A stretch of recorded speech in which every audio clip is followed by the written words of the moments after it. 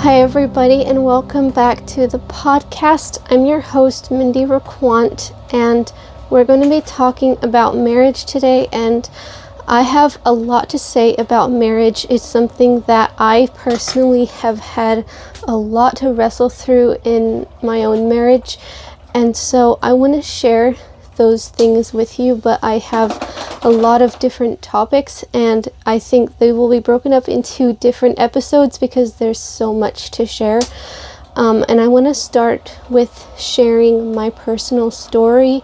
And I think that a lot of us have had marriages, especially growing up, that we see that we don't want to imitate. We don't necessarily want to be like a lot of the marriages around us, and I think that's really sad. I don't know if you personally have marriages around you that you really admire, or if you see marriages around you that you really don't want to imitate and you don't want to be like that. And I think there's so much to learn from observing other people, and I don't know what it is about marriage that frustrates you, what it is about marriage that you find challenging, but I know that God has answers for us. And so I'm going to start by praying, because God is the secret. And so I'm just going to pray. So God, I invite your presence here into this podcast, and I'm asking you to direct my words and to help me speak about these things with kindness and gentleness and understanding and wisdom. I'm asking your Holy Spirit to soften our hearts and to open our eyes to see your truth. And I just ask you to minister to hurting, broken hearts today and give people hope. Give them new eyes to see what you're doing. I just pray this in Jesus' name. Amen. I know that there is hope, because my story is something that has shown me that there's always a way forward. And I don't know what you think about God. You might be thinking that you don't believe that he's really hearing your prayers. You might feel hopeless about him. You might feel like he's forsaken you, and you might think, well, what can God do for my marriage? So when I was first married, I was 20, I believe I was almost 22. I was like in the late part of my 21st year. And so I was really young, and we got married very fast. I wish, now that we're on the other side of it, that I would have told Mike that yes, I wanted to marry him, but that I wanted to wait. I wish I had told him that I needed a little bit more time, but I didn't know that at the time. So we just went ahead and got married, and I didn't have enough time to process and heal from the previous wounds that I'd had. And so when we first got married, I was very emotionally immature, and I did not understand how to relate to Mike in a healthy way. I put all of my emotional needs onto him, and I expected him to be everything to me. I expected him to meet all of my needs. I expected him to meet that core need in my heart that only God can fill. I expected him to be the one that would satisfy all of my desires. And needless to say, that was not a healthy thing to do. And Mike knew what I was doing. He was mature. He was more mature than me, and he knew that I was trying to do that to him. And so he pushed back in a way that he did not allow me to do that to him. Whenever I would for example, this was one thing that I would do.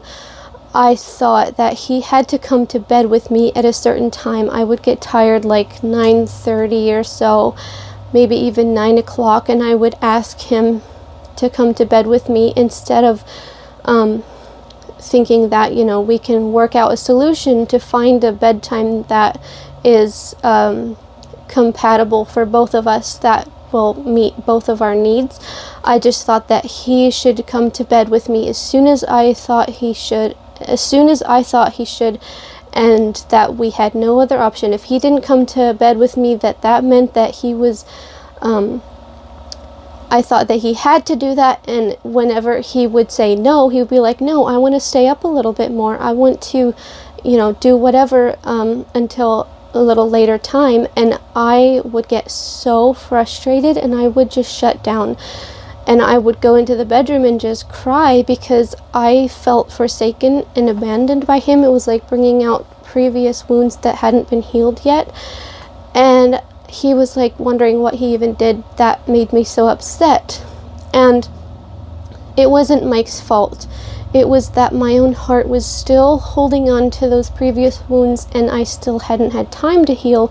So I was like taking that previous pain and putting it onto him, and he would just not know really what to do. He didn't really understand what was happening, and we probably should have gotten counseling. But we did not really, I don't think that we even realized how bad it was. Like, we didn't even realize, like, that it was as bad as it was until after we had gone through it, and we looked back and we were like, wow, that was really, really bad. So, like, my default was just to shut down. My default was to just stop talking. So, in the course of everyday life in marriage, there are many, many opportunities to shut down, to blame, to yell at each other, to blame each other, to be bitter, to be angry, to be upset. There are so many choices to make in everyday life, and I acted in a way that was similar to a 3-year-old, like my son. He is just learning all of his emotions. He's learning what it means to be angry. He's learning what it means to be sad and frustrated and happy and all the emotions. He's learning the full gamut of emotions. He is just discovering that at the age of 2 and 3. And I was like at that level as a 21, 22-year-old. And so I didn't know how to manage my emotions. I didn't know how to express my anger in a healthy way and how to work through it. I didn't know how. And so my default mode was to shut down. If Mike did something that triggered me, I would just shut down. That was my default mode. I would ignore him, sometimes for days. You guys, this is so sad, and it just, I broke Mike's heart.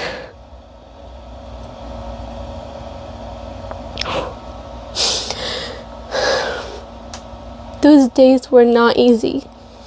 The first year of our marriage was not roses and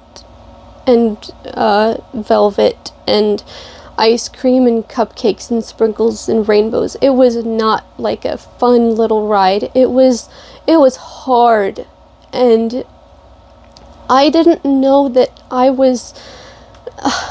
just wish I had known. I wish I had known, like, I did have trusted friends that I could have talked to. We could have gone to counseling. We could have done things, and I just didn't know. And I think that a lot of people are in those shoes. I think that a lot of people find themselves in that situation where they just don't know. And so I want my story to bring hope to somebody who may be struggling. And I have not actually shared this publicly yet. I am actually writing a book about this, and I'm going to be sharing it. But as of yet, this has not been made public yet. And so I'm feeling a little nervous about sharing this, but if it can bring hope to somebody, then it will be worth it all. So, the first year of our marriage was pretty much like that. And then after I got pregnant and our son was born, it just kind of took a different form of me resenting Mike. I had a lot of resentment in my heart because I expected him to like read my mind, and I expected him to just like know what I needed and when I needed it. I expected him to understand exactly what I wanted at any given time, and I should have said, hey babe, I need you to hold Liam for a minute while I go and do this. I need you to wash the dishes for me or whatever. Like, not making demands, but I could have communicated what I wanted in a healthy way. And I instead just like didn't say anything and then resented him because he didn't know. And then after that, after Liam was born, we moved to Arizona, and our marriage took a turn for the worse. It went into a very, very dark place because moving there was not what I really wanted. I knew that God was calling us there. I knew that He had a plan, but I didn't really like it. I didn't want to move to Arizona. And it just brought out a lot of hidden bitterness in my heart because as a child, my family had moved around a lot. We had moved multiple times, and those kinds of moves are really hard as a child. And so as an adult, it brought out a lot of darkness that was still in my heart as a result of those moves as a child. And so I just got really upset, and I withdrew emotionally like crazy, and just like a deeper and deeper spiral into like being a victim. And the shutting down got even worse, and like I would just ignore Mike and not talk to him for a long time.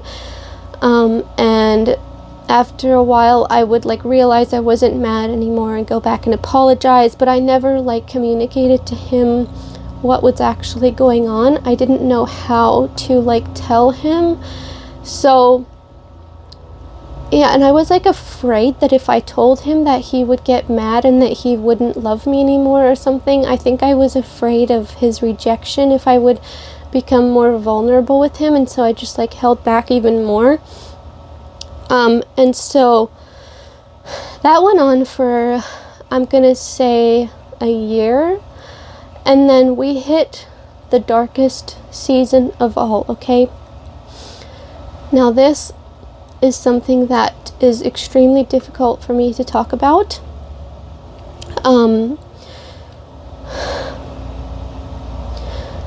There were some demons who would attack me when I would get really upset and triggered, and I would withdraw and shut down. I would feel these demons that would just like come into my mind, and they would control my mind. They would control my thoughts toward Mike.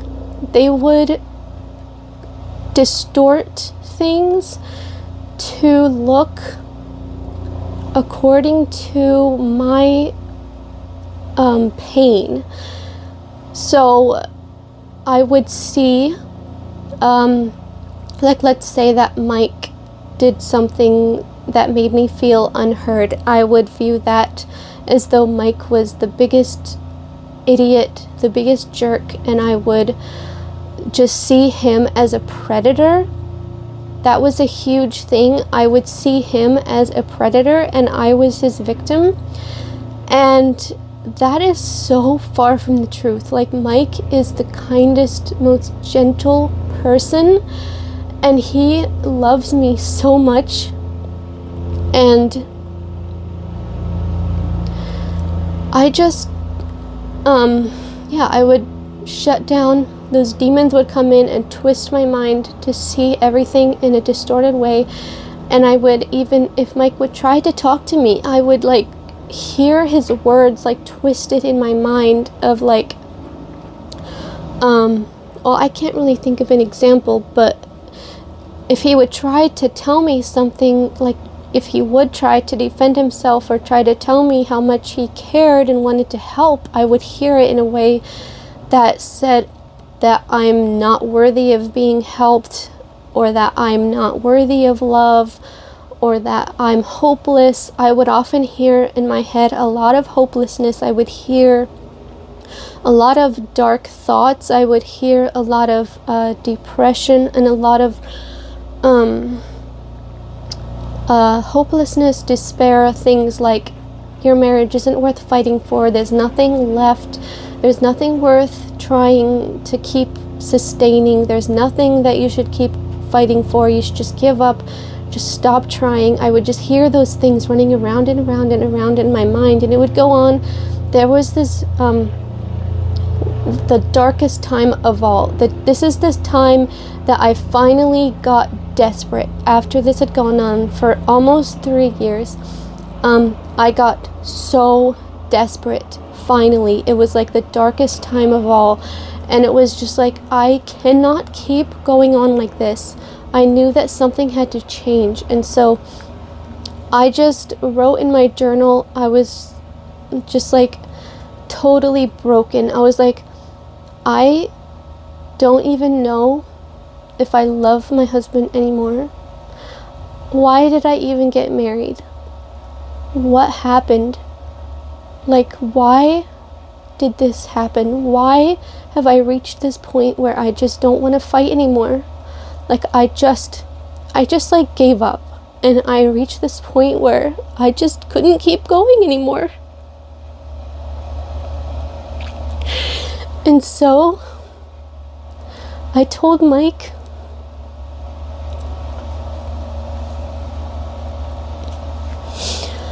I told him that I wished I could divorce him.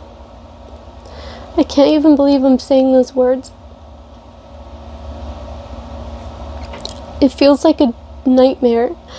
I hardly believe that it was real. It was like the darkest season of my entire life.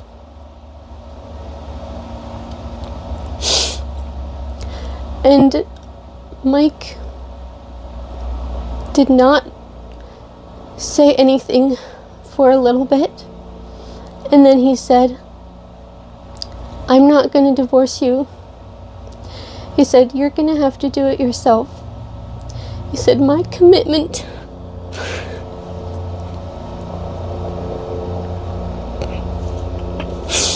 he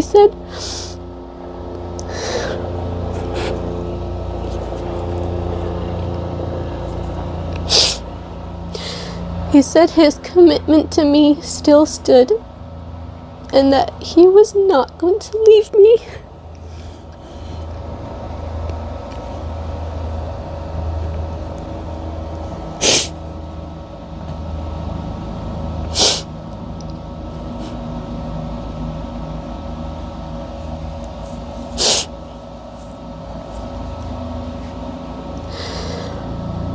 I was not expecting that response.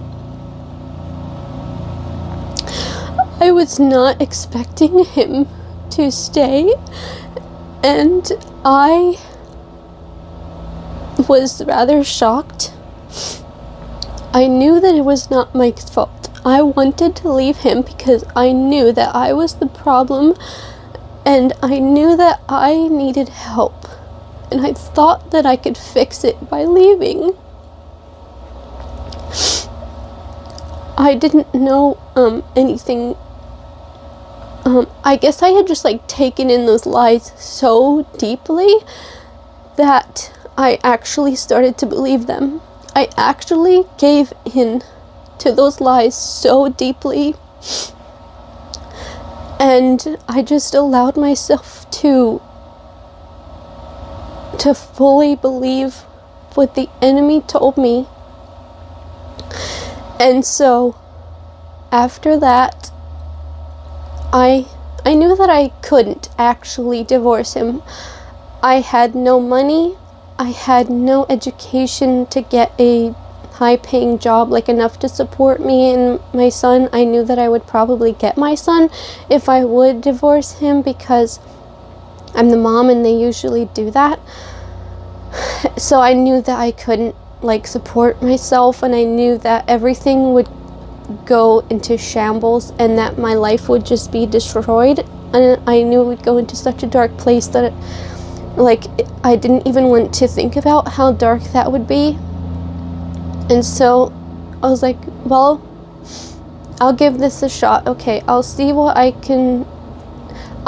can talk to a friend and see if I can get some help, which I should have done a long time ago. Like, in hindsight, I should have done that a long time before that, but it just got into a really bad place until I was desperate enough to actually do something. So I talked to a trusted friend who I think she knew a little bit of what we were dealing with, but not quite everything. So I talked to her, and she asked me if I hated men. And I said, yes, I hated men. And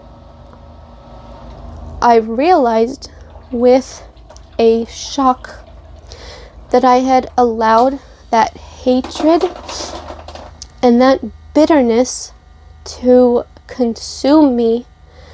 Like in Hebrews, I believe it says something about not allowing a root of bitterness to spring up and defile many, or something like that. Well, that's what I did. I had allowed a root of bitterness to spring up in my heart, and it very nearly destroyed our marriage. And so when she asked me that, and I said, yes, I hate men, I had to be very honest with myself, and I had to tell God how angry I was, because I was also angry at God. I had to tell him how angry I was at him. I had to tell him how angry I was at Mike and different men, even though Mike was not at fault. I had placed all of that anger onto him. So I had to admit all of those things, and I had to be honest about how badly that I had messed up. And I had to just process my sin. I had allowed myself to go so deeply into sin. And so I had to examine all of that, and I had to just be very honest and open up lay it out before God and let him know, even though he already knew. I had to just be honest with him. And after that, I had to release it all. I had to let it go. I had to forgive everyone who I was angry at. I had to forgive everyone who I held bitterness in my heart for. I had to forgive them all. I had to forgive God, because even though he wasn't personally responsible for my sin, I was still angry at him, and so I just had to release that anger in the process of forgiveness. I had to forgive Mike, and I had to forgive myself. That was a lot. And it took me some time, but it healed my heart. And I was able to stop shutting down. That has been a little over a year now, and I have not really shut down very often in the last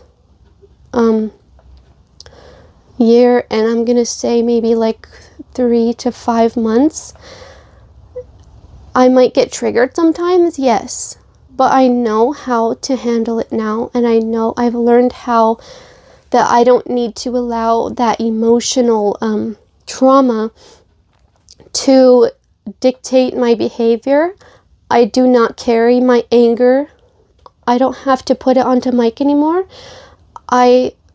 Okay, I know that I'm angry, and I go alone, and I think about why I'm angry, who I'm angry at, what triggered it. And a lot of times, using my journal, I will write out all of my thoughts and all the reasons why I'm struggling, and I will just have to release it then and just let it go. Forgive anyone who may have hurt me in the past, and release it all, and That's all. And it has helped me so much. And so I don't know what people do when they go to counseling, because I've never actually gotten counseling done. I think it would be a good idea, maybe even now that I've gotten so much better, that it probably would be a good idea for me to get counseling. But I do have trusted friends around me who I can talk to about stuff, and who I can share with them things that I need help with, and they will help me to process it. So that's more or less how our marriage has improved. And I just want to say that Mike has been incredible, and his love has held our marriage together. It's been the glue. It's been the solid foundation that has given me security to process, because he's patient with me. He knows that I need space. He knows that I need time, and he gives me that when I need it. And then he gives me love when he knows that I'm ready to receive it. And it's just been an incredible journey of like opening up my heart. And maybe you have a different story. Maybe your husband is not open. Maybe your husband is angry at you. I don't know what your story is. I don't know the situation you're facing. And I want to make more episodes talking about different things in marriage. I have a lot to say about things, like I said in the beginning. But I just wanted to start this, I guess you could call it a series, by sharing my story. And when this book is released, I will let you guys know. And hopefully it will provide you with more tools and more hope to find healing in your own marriage. Marriage is